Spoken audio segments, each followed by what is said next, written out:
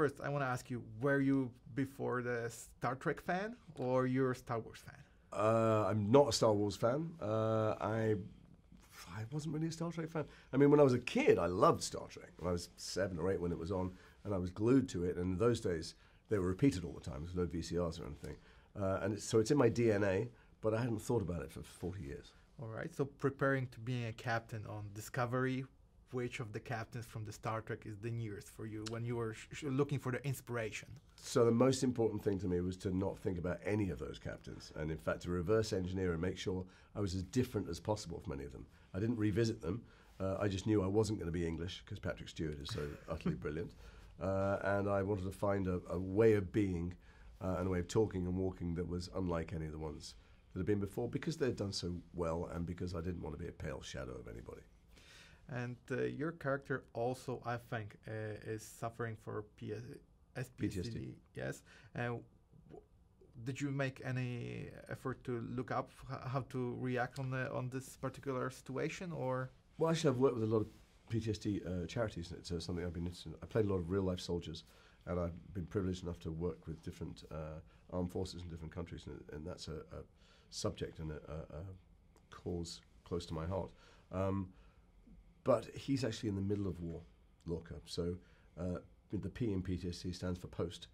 Yes, he's been affected by the battles he's been in and things he's seen, but right now he's dealing with people who are trying to wipe out him and his entire civilization. So there'll be time for treatment later, right? He's got a real existential threat to deal with.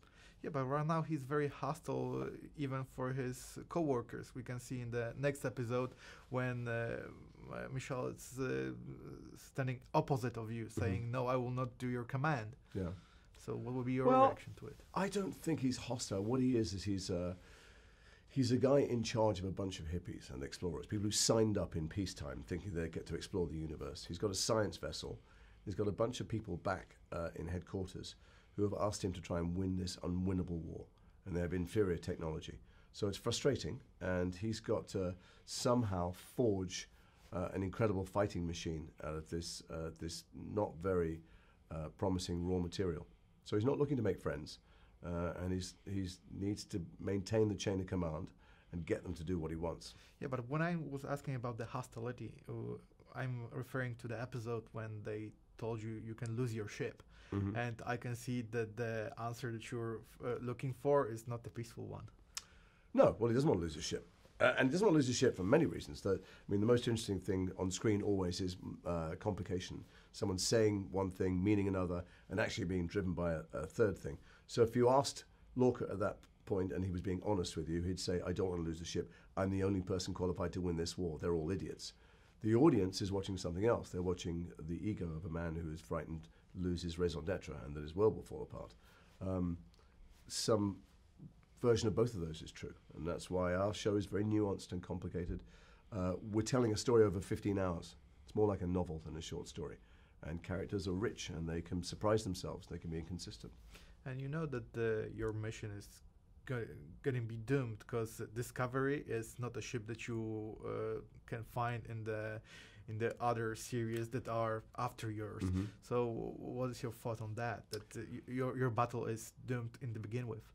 Well, we don't lose the war to the Klingons, so I don't think that part of it is doomed. I'm actually talking about the ship and the prize thing that in your possession. They've got a fabulous plan. They know perfectly well. Obviously, the writers' room is packed full of Star Trek obsessives and Star Trek novelists and die-hard Trekkies, and they have worked out exactly how to feed it into the canon in 10 years' time. That's 10 years away. We're halfway through season 1, so give us time. And you have the season 2. Season 2 has been commissioned. Yes. They haven't even begun to think what might be in it. And during those 8 episodes that we have, one was very intense for you when you were imprisoned by Klingons. Was it your favorite? No, my favorites are my favorites are coming up, actually. That's the truth. But when I think about what work that I've loved, it's very rarely the things that end up on screen. It's the people that I've liked. So I became very friendly with the guy who directed the episode, the time loop episode, Dave Barrett. And we played tennis every night after work, so I think that fondly. This week, the episode in which I barely appear, is when my kids arrived in Toronto and I took them off to the lakes. So I love this episode because I'm not in it.